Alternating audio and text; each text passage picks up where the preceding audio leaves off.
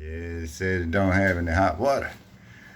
And just took my second cover off here, and I just peeked inside, and whoa, yeah, I don't have any hot water. Yeah, you ain't gonna have to worry about hot water. You're gonna need some cold water to put that fire out. Well, I think I see the problem. Uh, let's see here. I'm not sure, man. That's gonna take a wire job there. We're gonna have to put a new piece of wire in. I'm not trusting that.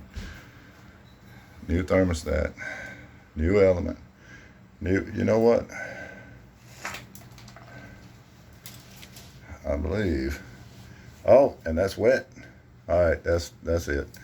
New heater. We're done. Good Guatemala. Next.